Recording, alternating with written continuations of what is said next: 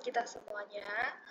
Perkenalkan, nama saya Jessica Yorsilia Banjarnahor dari kelas PSPF 23C.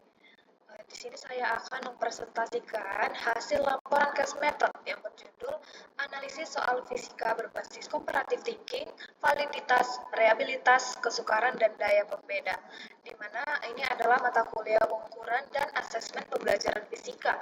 Lalu dosen pengampu yaitu Bapak Satria Mihardi, SPD, MPD. Nah, selanjutnya itu ada judul 1, yaitu kami mengambil beberapa hasil review jurnal, yaitu evaluasi pembelajaran dalam mata pelajaran fisika memiliki peran penting dalam mengukur pemahaman konsep dan berpikir kritis siswa. Nah, comparative thinking ini dianggap efektif dalam membantu siswa dalam memahami konsep lebih mendalam dibandingkan sekedar menghafal rumus. Namun, banyak siswa masih kesulitan dalam berbasis perbandingan konsep dengan indikator berpikir kreatif yang rendah. Nah, selain itu, soal fisika yang digunakan masih berbasis prosedur tanpa mendorong eksplorasi lebih dalam. Nah, kendala lainnya meliputi reliabilitas soal yang rendah, lalu sebaran tingkat kesulitan yang tidak merata, serta daya pembeda soal yang kurang optimal. Nah, oleh karena itu, penelitian ini bertujuan untuk menganalisis dan mengembangkan instrumen evaluasi yang lebih baik untuk mengukur keterampilan berpikir kritis siswa dalam pembelajaran fisika.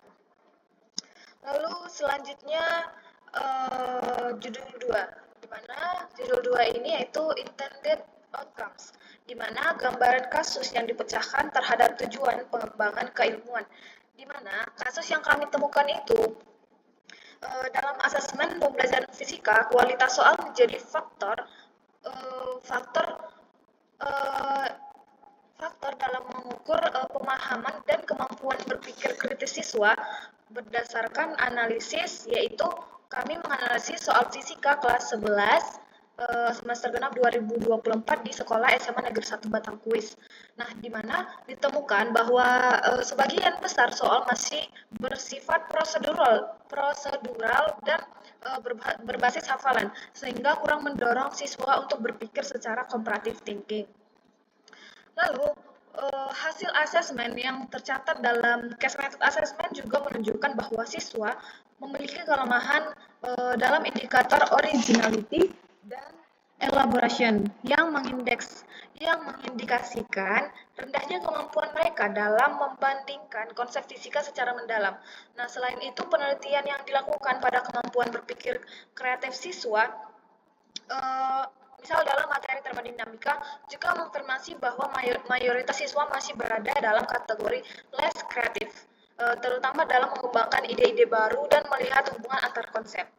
Nah, ada beberapa permasalahan utama yang kami identifikasi, yaitu yang pertama, soal kurang mengukur keterampilan berpikir, analisis, dan komparatif, di mana lebih berfokus pada hafalan, rumus, dan penyelesaian numerik. Lalu yang kedua ada validitas soal, masih perlu ditingkatkan agar benar-benar mengukur pemahaman konseptual, bukan sekedar hasil perhitungan matematis. Lalu selanjutnya ada yang ketiga, reliabilitas soal. Reliabilitas soal ini masih rendah, terutama dalam mengukur pemahaman siswa secara konsisten di berbagai kondisi asesmen. Lalu yang keempat ada sebaran tingkat kesukaran yang tidak merata, dengan beberapa soal terlalu mudah dan beberapa soal terlalu sulit. Lalu yang terakhir adalah daya pembeda soal masih rendah. Nah, sehingga tidak mampu membedakan siswa dengan tingkat pemahaman yang berbeda secara efektif. Adapun tujuan pengembangan keilmuan berdasarkan permasalahan yang ditemukan, di mana yang pertama itu ada meningkatkan validitas soal.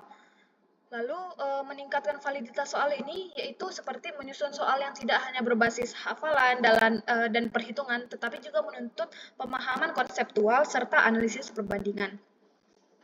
Misalnya seperti pengaruh hukum Newton dan hukum Kepler dalam menjelaskan gerak benda di ruang angkasa. Lalu yang selanjutnya ada meningkatkan reliabilitas asesmen atau reliabilitas soal, di mana memastikan soal dapat memberikan hasil yang konsisten gitu dan objektif dengan menggunakan uji reliabilitas seperti Alpha Cronbach atau tes tes retest. Soal yang baik harus tetap memberikan hasil yang stabil meskipun diuji pada atau kelompok siswa yang berbeda. Lalu selanjutnya ada menyusun soal dengan tingkat kesukaran yang seimbang, di mana menyesuaikan distribusi kesukaran soal agar tidak terlalu banyak yang mudah atau sulit. Contohnya itu soal tentang momen inersia bisa diberikan dalam bentuk perbandingan dua sistem rotasi dengan massa dan jari-jari yang berbeda, bukan hanya menghitung nilai numeriknya. Lalu selanjutnya ada meningkatkan daya pembeda soal, di mana kita mendesain soal yang mampu membedakan siswa dengan pemahaman tinggi dan rendah, misalnya dengan seperti soal yang meminta perbandingan dua metode eksperimen dengan menentukan tekanan fluida. Lalu soal yang mengharuskan siswa menganalisis perbedaan antara fluida statis dan dinamis dalam hukum Bernoulli. Lalu yang terakhir ada mengembangkan asesmen yang berbasis comparative thinking. Nah, di mana ini mendorong siswa untuk menganalisis hubungan antara konsep fisika, bukan hanya sekedar menyelesaikan soal berbasis prosedur. Contoh soalnya itu misalnya bandingkan efek perubahan suhu terhadap gas ideal dalam dua sistem tertutup yang memiliki tekanan berbeda. Misalnya lagi, jelaskan perbedaan dan kesamaan antara hukum Pascal dan hukum Archimedes dalam penerapan teknologi modern. Next, selanjutnya itu ada judul 3. Di mana judul 3 ini yaitu The Challenge. Gambarkan kelebihan dan tantangan kesulitan pemecahan kasus yang dicapai. Nah, di mana ada kelebihan atau keunggulan yang dicapai dalam pemecahan kasus atau keunggulan pendekatan comparative thinking ini. Misalnya, yang pertama yaitu peningkatan validitas soal atau soal lebih mengukur pemahaman konseptual. Nah, melalui pendekatan comparative thinking, soal tidak hanya berfokus pada hafalan dan perhitungan, tetapi juga mengukur pemahaman konseptual siswa secara lebih mendalam. Lalu yang kedua ada reliabilitas assessment yang lebih baik atau lebih meningkat melalui variasi soal berbasis analisis, di mana dengan menyusun soal yang lebih berbasis perbandingan konsep, reliabilitas assessment ini meningkat karena siswa tidak hanya diberikan soal yang sama, tetapi juga variasi yang tetap mengukur keterampilan berpikir analitis mereka. Lalu yang ketiga ada distribusi kesukaran soal yang lebih seimbang atau tingkat kesukarannya itu harus lebih seimbang.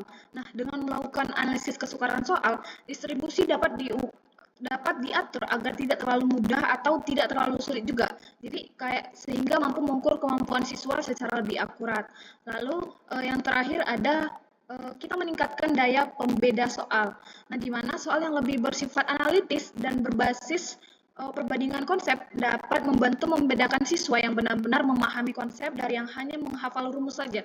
Misalnya, perbandingan antara pengaruh hukum Newton dan pengaruh hukum Kepler dalam sistem tata surya. Nah, ini bisa menjadi indikator yang baik untuk mengidentifikasi siswa dengan pemahaman yang lebih mendalam. Lalu ada juga beberapa tantangan utama. Tantangan utama yaitu seperti mayoritas soal masih berbasis hafalan dan perhitungan numerik. Nah, lalu yang kedua ada rendahnya indikator originality dan elaboration siswa. Lalu yang ketiga ada distribusi kesukaran soal tidak merata atau terlalu mudah atau terlalu sulit. Lalu yang terakhir ada guru juga kurang terbiasa menyusun soal berbasis comparative thinking. Lalu next selanjutnya masuk ke judul 4, established practice atau tuliskan hal-hal terbaik yang dapat dicapai dari kasus yang dipecahkan secara konsep dan praktis. Nah, hal-hal yang terbaik yang dapat dicapai dalam pemecahan kasus. Nah, dalam menganalisis soal fisika berbasis comparative thinking ini, dengan fokus pada validitas, reliabilitas, tingkat kesukaran, dan daya pembeda, terdapat beberapa capaian yang terbaik yang dapat diperoleh baik secara konseptual maupun secara praktis. Cara terbaik secara konseptualnya itu ada beberapa. Yaitu yang pertama ada meningkatkan pemahaman konseptual fisika. Nah, dengan menerapkan comparative thinking, siswa tidak hanya menghafal rumus, tetapi juga memahami hubungan antar konsep gitu. Misalnya perbedaan antara hukum Newton dan hukum Kepler dalam sistem tata surya. Lalu yang kedua ada validitas soal lebih tinggi dengan analisis yang mendalam. Nah, soal yang dikembangkan akan lebih sesuai dengan tujuan asesmen, memastikan bahwa setiap pertanyaan benar-benar mengukur keterampilan berpikir analitis dan komparatif siswa. Misalnya, soal ini tidak hanya meminta siswa untuk menghitung, tetapi juga membandingkan pada efek-efek yang berbeda gitu misalnya. Terus yang ketiga ada meningkatkan daya pembeda soal, di mana daya pembeda soal lebih efektif dalam mengukur pemahaman siswa. Misalnya soal yang dirancang dengan pendekatan comparative thinking memiliki daya pembeda yang lebih baik karena mampu membedakan siswa yang benar-benar memahami konsep dari mereka yang menghafal hanya prosedur perhitungan gitu.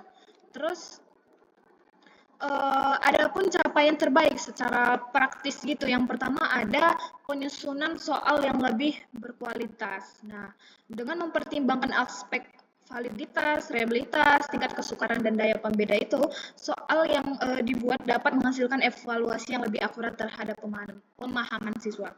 Lalu yang kedua ada guru lebih terlatih dalam menyusun soal berbasis analisis perbandingan gitu.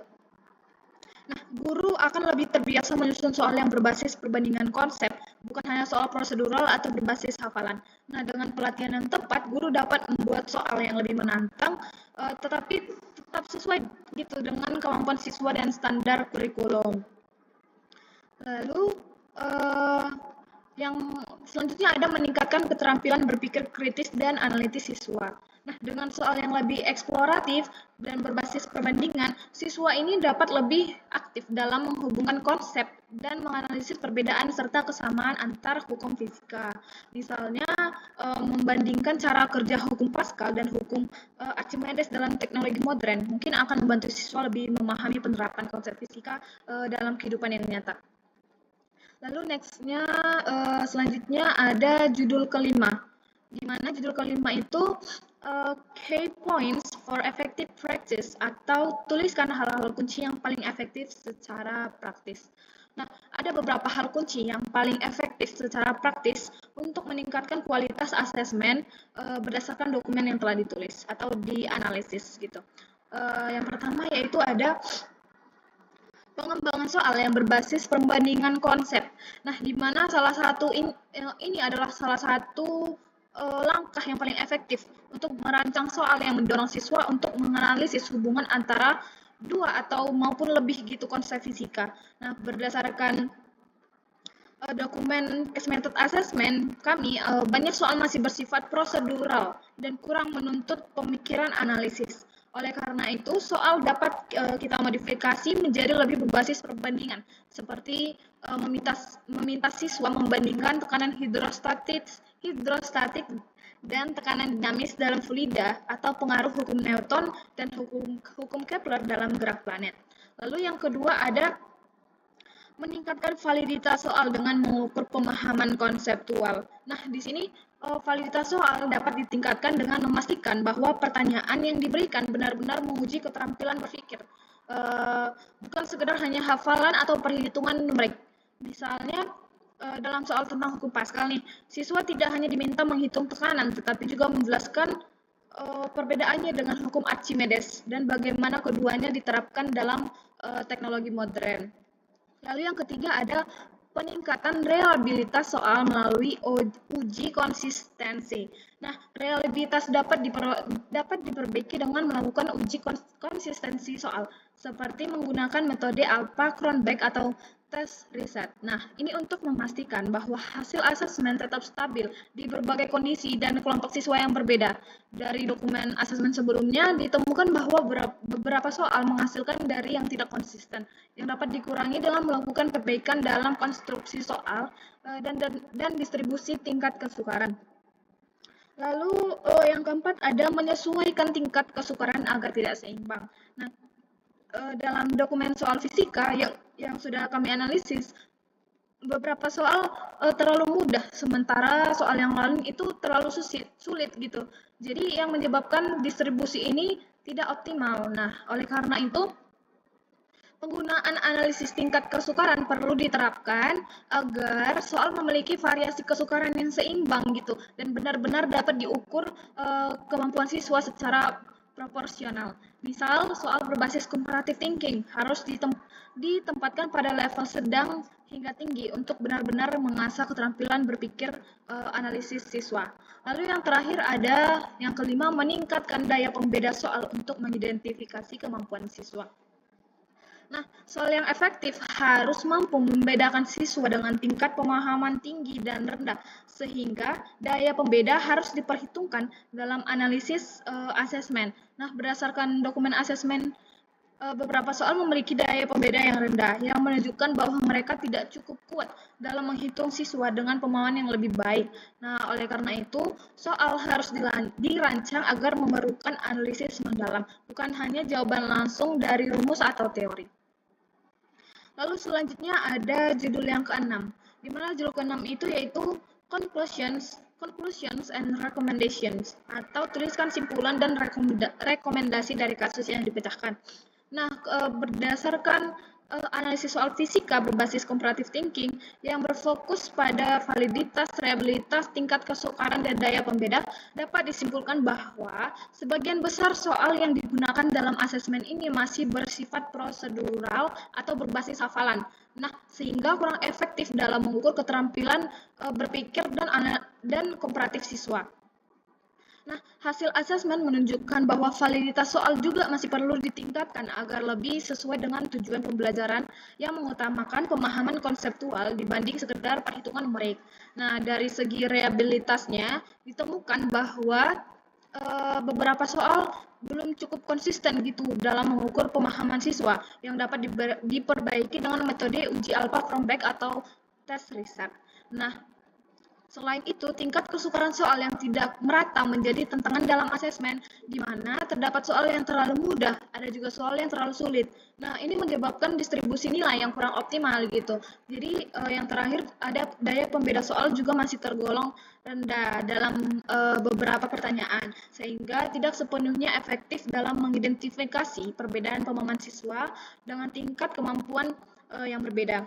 Lalu, adapun rekomendasi dari kasus yang dipecahkan yaitu sebagai rekomendasi diperlukan penyusunan ulang soal fisika yang lebih berbasis comparative thinking, yaitu dengan menekankan perbandingan antar konsep dan hubungan antar variabel fisika, sehingga siswa dapat terlihat lebih dalam berpikir kritis dan analisis. Lalu, selain itu juga guru perlu diberikan pelatihan dalam menyusun soal berbasis analisis perbandingan atau high order thinking skill. Nah, yang dimana sering kita dengar yaitu HOTS.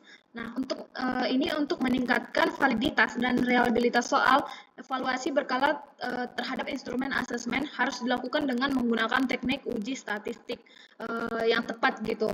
Nah, jadi sehingga soal yang digunakan benar-benar dapat mengukur keterampilan dan kemampuan siswa secara akurat. Lalu dari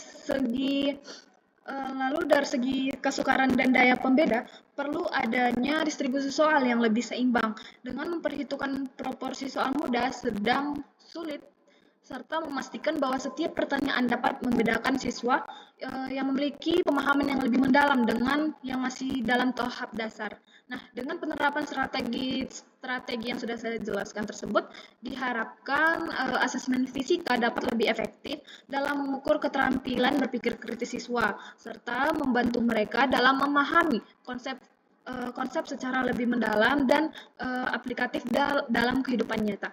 Lalu selanjutnya ada judul yang ketujuh, di mana judul ketujuh ini additional information atau tuliskan informasi tambahan materi pembelajaran yang relevan lainnya yang masih terkait dengan topik ini.